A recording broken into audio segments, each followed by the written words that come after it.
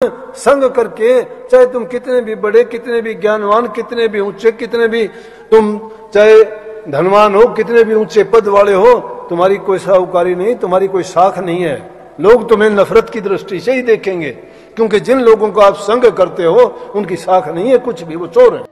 आप सभी को प्यार भरे राधा स्वामी जी। देखिए, जो आज का सत्संग का विषय है उसे महाराज ने बताया कि जीवन में सफलता प्राप्त करने के लिए हम किन रास्तों को चुनना चाहिए, हम किस तरह अपने जीवन में सुख शांति को प्राप्त कर सकते हैं और किस तरह अपने परिवार में सुख शांति को ला सकते हैं। और साथ ही महाराज ने बताया कि गुरु की आज्ञा एक इंसान के लिए बहुत ही ज़्यादा जरूरी होती है। गुरु हमें जो आज्ञा करता है हमें उस पर चलना चाहिए और अपने जीवन को सार्थक बनाना चाहिए। गुरु कभी किसी का बुरा नहीं चाहता, हमेशा सबका भला चाहता है। गुरु चाहता है कि जो इंसान नरक की तरफ जा रहा है वह इंसान एक अच्छे मार्ग की तरफ जाए और अपने अच्छे जीवन को अपनाए। और साथ ही गुरु महाराज ने बताया कि सच्चे सत्संगी का महत्व क्या होता है, सच्चा सत्संगी हमेशा क्या करता है और वह किस तरह अपने जीवन को सार्थक बना सकता है। तो चलिए आपका कीमती समय लेकर सत्संग को शुरू करते हैं। कृपया सत्संग को पूरा सुनकर पुण्य भागीदार अवश्य बनिए। राधा कि जो सारे धर्म को खो देता है, इज्जत सम्मान को खो देता है और घर परिवार को उनको बर्बाद कर देता है, आपस में मेल जोल प्रेम नहीं रहता, लड़ाई झगड़े होते हैं, बर्बादी हो जाती है। कितने ही ऐसे परिवार इस शराब के कारण, नशे के कारण तबाह हो गए और कितने ही लोगों की उन्होंने ये बीमारी छुटवाई। उनको मुक्ति से क्या लेना, उनको मुक्ति शराब से दिलाई, मुक्ति बुराइयों से दिलाई। जिन्होंने मुक्ति बुराइयों से ले ली तो उनको जीवन से भी मुक्ति मिल जाएगी, क्योंकि उन्होंने आदत डाल ली है अच्छा करने की और उनका विश्वास आगे दृढ़ होता जाता है, उनकी श्रद्धा और ज्यादा पक्की होती जाती है। संतों की बात पर यकीन विश्वास उनका जब पक्का हो जाता है तो जो भी वो कहते हैं उसी को मंत्र मान के अपने जीवन में सच्चा मानते हैं और वही घटनाएं उनकी सत्य भी होती हैं। और इसी प्रकार से उन्होंने दूसरी चीजों के बारे में भी जो समाज में उस कही कि भाई बंधु और कुटुंब कबीला ये मतलब की यारी है। कहते थे ना भाई बंधु, ये सब के सब भाई बंधु कुटुंब कबीला सब मतलब की यारी है, अपना मतलब निकल गया फिर लगता सबको खारी है। क्यों आया था, क्या करना था, ये भी बात विचारी है। तारा चंद्र है झूठों के संग, पापियों के संग, बुरों के संग, उसकी क्या साहूकारी है। जो इंसान कितनी अच्छी बात कह दी कि इंसान को ये नहीं पता तू आया क्यों था, करता क्या है, लेकिन इंसान ने क्या कर लिया कि जिन लोगों के संग में रह के किसी को भाई का नाता, किसी से पिता का नाता, किसी से ये इन चीजें की थी कि ये सब स्वार्थ के लिए हैं। इनकी दोस्ती मतलब की है, बिना मतलब कोई किसी से बात नहीं करता। सतगुरु बिन हमने देख लिया कोई भी किसी का मीत नहीं, मतलब की है ये दुनिया सारी, करता कोई ऐसे प्रीत नहीं। सब मतलब की है, अगर मतलब नहीं है तो इंसान उसकी ओर देखता भी नहीं है। कितनी सच्ची बात कही, उसमें ये नहीं कि भाई तुम उनसे नाता तोड़ लो, कम समझी होगी, नादानी होगी। तो विचार करके देखो, वो नातेदार हैं हमारे, लेकिन उन नातों को उतना निभाओ जितना हमें निभाना चाहिए। ये नहीं कि अपने जीवन को उन्हीं को सौंप के और अपनी बर्बादी कर लें, अपने लिए कुछ समय ना निकालें। अपना समय निकालने का मतलब है सब काम, सब जिम्मेवारी निभाते हुए जो हमारा मूल उद्देश्य उससे ना भटके। हमारा मूल उद्देश्य प्रभु की भक्ति करना, उसको याद करना। उसको अगर याद करेंगे तो बचे रहेंगे, बुराइयों से दूर रहेंगे और सारे नातों को भी अच्छी तरह से निभाएंगे। इन नातों को निभाना है, तोड़ना नहीं, छोड़ना नहीं, और जहां तक हो सके उनका अच्छा करना है। क्योंकि अच्छा करना तुम सिर्फ समाज में रह के कर सकते हो। सबका भला करो, परोपकार करना, किसी पे दया करना, प्रेम करना, उनकी सहायता मदद करना, तन से, मन से, धन से। अगर तुम्हारे पास कोई करने के लिए नहीं होगा, तुम कहां से सेवा करोगे, किससे प्रेम करोगे, किसके तुम भलाई करोगे। समाज में रहते हुए जिन लोगों को जरूरत है और जरूरतमंदों की अगर तुम मदद करते हो, सेवा करते हो, उनसे प्रेम करते हो और उनको किसी भी प्रकार से सुख पहुंचाते हो तो तुमने नेकी की है। और नेकी करना, दूसरे की भलाई करना सबसे उत्तम धर्म है। माँ बाप की सेवा करना, बूढ़े बुजुर्ग की सेवा करना, मीठे वचन का बोलना, संतों की ये शिक्षा है। जब ये गुण हमारे अंदर नहीं है और हम प्रचार करते हैं कि ध्यान करो, शब्द का योग साधो, अकेले में बैठ के ध्यान लगाओ, किस चीज का ध्यान लगाओगे? मन के अंदर कतरनी भरी हुई है और जबान के ऊपर राम राम है। वो राम राम का नाम क्या काम करेगा जब तक हृदय शुद्ध और पवित्र नहीं है? मिथ्या बातें हैं ये। करनी बड़ी है, करनी करो ना। इसीलिए कही कि भाई बंद और कुटुंब कबीला ये मतलब की यारी है। मतलब जिसका निकल जाता है सबको खारी लगता है। जब मतलब नहीं होता, बुढ़ापे की उम्र होती है, माँ बाप को भी वृद्धाश्रम दिखा देते हैं। कोई उन पर दया करता है कि जिनसे हमने ये शरीर पाया, ये जीवन पाया, पढ़ाई शिक्षा दीक्षा सब उनसे पाई, धन दौलत उन्होंने, घर मकान अपनी जायदाद हमारे नाम कर दी, और अब हम उनको वृद्ध आश्रम दिखाते हैं, तो हमसे घटिया कौन होगा? क्या है, किस धर्म का पालन करते हैं हम? जो सास ससुर को और माँ बाप की सेवा नहीं करता है उसको नरकों में भी ठोड़ नहीं मिलती। ये उनकी शिक्षा थी। इसलिए अगर भक्ति करना चाहते हो, जीवन में सुख चाहते हो, शांति चाहते हो, उसके उनके सेवा करने के बदले में तुम्हें ये चीजें प्राप्त होंगी। क्योंकि जब किसी की सेवा करते हो वो खुश मन होके, जब आपको वो स्वच्छ चित्त और अच्छे मन से तुम्हें आशीर्वाद जो देते हैं वही आशीर्वाद फलीभूत होता है। और ऐसा करते हुए जब तुम करोगे तो जो तुम ध्यान लगाओगे, नाम की कमाई करोगे, जो काम तुम्हारा वर्षों में हो महीनों में होगा, महीनों वाला काम दिनों में और दिनों वाला काम घंटों में कर जाओगे। ये शिकायत करने का मौका नहीं मिलेगा।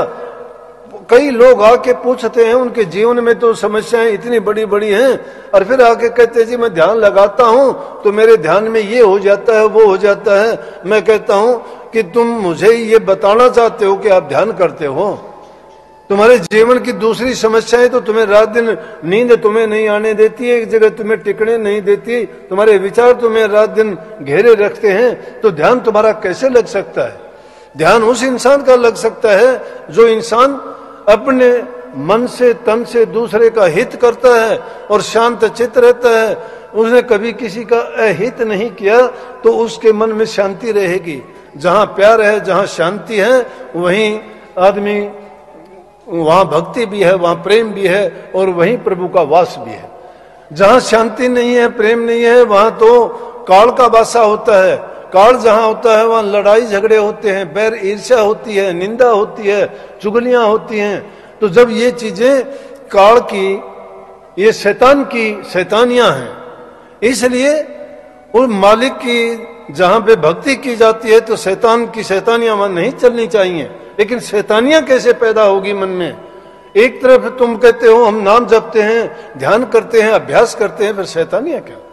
लेकिन यहां तो बात थी कि जब अपना मतलब लेकर जाता है तो हम सबको वो बुरा लगने लग जाता है और उसको दूसरा रास्ता दिखा देते हैं। ये इंसानियत भी नहीं है, ये हैवानियत का रास्ता है। हम तो सत्संगी और ऊंचे दर्जे के अभ्यास करने वाले, नाम के जपने वाले, गुरु के भगत सेवा करने वाले, हर प्रकार से अपने आप को समाज में अच्छे मानते हैं, लेकिन हमारे अंदर दुर्गुण भरे पड़े हैं। दुर्गुण नहीं होने चाहिए। तो कहीं आगे क्या कही, उन्हीं में अगली बात जो कही कि क्यों आया था, क्या करना था, ये भी बात विचारी है। इंसान कभी इतना सोचने का समय मिलता है कि मेरी कितनी जिंदगी बीत चुकी है, कितनी मेरी बाकी है, और जो टाइम है उसका भरोसा नहीं है कब चला जाना है। क्या जीवन का लक्ष्य यही था कि मैं रोटी खाऊं और 4 दिन इस दुनिया में रह के पशु पक्षियों की तरह से यहां से कूच कर जाऊं? क्या साथ लेके जाओगे? जो ले जाने वाली चीज है उसके लिए कभी सोचते, ख्याल भी नहीं करते। जो इतने धन दौलत जोड़े, महल मकान जिन्होंने बनाए, स्वर्ण के किले जिनके थे, आज वो देखो खाली पड़े हैं, उनमें कोई रहने वाला भी नहीं है। उनकी चौकीदारी करने वाले भी डरते हैं, उनमें क्यों नहीं रहते?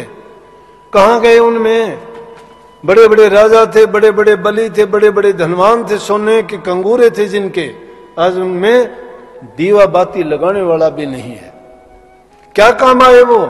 जो काम आने वाली चीज थी उसको नहीं किया। जिन्होंने ना महल बनाए, ना मकान बनाए, ना जिन्होंने इन चीजों का कोई संग्रह किया, उन्होंने प्रभु के नाम की सिर्फ भक्ति की। उनके नाम आज भी हमारे सबके दिलों पर राज करते हैं। अगर उनके नाम लिया जाए, कर्माबाई का नाम सब लेते हो, भीलनी का नाम सबसे ऊंचा नाम है। गरीब सी थी, कमजोर थी और उनके कोई रूपवान भी नहीं थी, जंगल में रहने वाली झोपड़ी थी। किला बनाया उसने, धन जोड़ा उसने, क्या किया जिंदगी में, प्रभु नाम की कमाई की। जो करने वाला काम वो था, वो समझी थी क्या करना था, क्यों आई थी। इस दुनिया में आने का मतलब, मकसद हमारा यही नहीं था। इंसान का चोला मिलना, जिसके लिए देवता लोग भी तरसते हैं और बार बार कहते हैं कि हमें एक बार इंसान को चोला मिले तो हम प्रभु की भक्ति करेंगे। कहे मालिक अगर बाहर निकालो तो हम 84 ये जन्म मरण का जो फंदा है, संतों से ये ज्ञान मिलता है। संतों ने बताया है, क्योंकि वो सब जानते हैं, भूत भविष्य वर्तमान सब कुछ। संत आते इस धरा पे इसलिए हैं, लेकिन जीव नहीं मानता। क्यों नहीं मानता? कि ये सिर्फ अपने शरीर तक, इंद्रियों के भोगों तक और इनके रसों तक ही इसको, उन्हीं के आनंद में मगन रहता है और सोचता है कि इससे बढ़ के कोई चीज नहीं है। उनसे कहो तो लाख तर्क देते हैं कि ये चीजें हमारे लिए बनी हैं, भोगने के लिए बनी हैं। अगर हम नहीं भोगेंगे तो ये क्यों बनी संसार में, क्यों आए हम संसार में। वो उन चीजों को आना मानते हैं, लेकिन संतों ने उनके भ्रम को मिटाने के लिए बताया कि इसलिए नहीं, आपको ये अवसर इसलिए दिया गया कि ताकि आप प्रभु की भक्ति करके अपने जीवन को सफल कर सको। और आगे कहा कि तारा संग रहे चोरों के संग। चोरों के संग उसकी क्या साहूकारी है? चोरों का संग जानते हो? चोर कौन है? नाम के चोर, गुरु के चोर, समाज के चोर और अपने आप खुद के भी चोर। चोर ये नहीं कि कोई किसी का सामान चुरा ले, वो चोर नहीं होता। चोर वो होता है जो धोखाधड़ी की बात करता है, जिनकी संगत बुरी है। हजूर महाराज जी फरमाते हैं कि ऐसे दुष्ट लोगों का तुम संग करके, चाहे तुम कितने भी बड़े, कितने भी ज्ञानवान, कितने भी ऊंचे, कितने भी तुम चाहे धनवान हो, कितने भी ऊंचे पद वाले हो, तुम्हारी कोई साहूकारी नहीं, तुम्हारी कोई साख नहीं है। लोग तुम्हें नफरत की दृष्टि से ही देखेंगे, क्योंकि जिन लोगों को आप संग करते हो उनकी साख नहीं है कुछ भी। वो चोर हैं, वो झूठे हैं, वो कपटी हैं, वो ईर्ष्यालु हैं, वो निंदक हैं। इसलिए इंसान को अपना संग सुधारना चाहिए। जिस इंसान का संग अच्छा नहीं है तो कितने ही नेक काम करो, आप कितने परोपकार करो, कितने धर्म करो, कितनी पूजा पाठ करो, कितने तीर्थों पे जाओ, कितनी आरतियां उतारो, कितने ही अनुष्ठान और जितने भी हैं करते रहो, कितने व्रत रखो, कितनी नाम जपो, कितने सत्संगों में जाओ, कितनी सेवा करो, लेकिन तुम्हारी संगति अगर खराब है तुम्हें कोई अच्छी दृष्टि से नहीं देखेगा। फिर कोई साहूकारी नहीं बचती। एक ही दो में सब बातों को कह दिया। ये इंसान के जीवन को संवारने वाली बात है। और जब तक इंसान इन चीजों पे नहीं चलता है तो भक्ति का नाम नहीं लेना चाहिए। भक्ति में कभी कामयाब और सफल नहीं हो सकते। सत्संग को पूरा सुनने के लिए बहुत बहुत धन्यवाद। हम आशा करते हैं आपने सत्संग को बड़ा ध्यान से सुना हुआ। तो जैसे करिशा सिंह जी आपने सत्संग में सुना, महाराज जी ने बताया कि व्यक्ति का जीवन सत्संग से सुधर सकता है। सत्संग व्यक्ति के जीवन में सरलता को लेकर आता है, सत्संग व्यक्ति के जीवन में सैगुणता को लेकर आता है और व्यक्ति का जो जीवन है वो सुख शांति पूर्वक बीतता है। और जैसे महाराज ने बताया कि अगर हम सत्संगी है तो हमारे जीवन में नाम जप का होना अति आवश्यक है, हमारे जीवन में अच्छे कर्मों का होना अति आवश्यक है, जिससे जो हमारा घर परिवार है वो सार्थक बन सके, सफल बन सके और सुखमय बन सके। अगर इंसान अच्छे कर्म करता है तो वह इंसान अच्छाई को प्राप्त करेगा, जो इंसान बुरे कर्म करता है वह नरक को प्राप्त करेगा और हमेशा बुराई को प्राप्त करेगा। उस व्यक्ति का कभी जीवन सार्थक नहीं बन सकता, वह व्यक्ति कभी अपने जीवन में सुख को प्राप्त नहीं कर सकता। तो कृपया गुरु महाराज जी की इन बातों को आप अपने जीवन में अवश्य उतारिए और अपने जीवन को सार्थक, सफल और सुखमय अवश्य बनाइए। और साथ ही अगर आपको सत्संग अच्छा लगा तो कमेंट बॉक्स में राधा स्वामी लिखकर पुण्य भागीदार अवश्य बनिए। मिलते हैं जल्दी एक नए और बहुत ही प्यारे प्रवचनों के साथ। तब तक के लिए आप हमें दीजिए राधा स्वामी।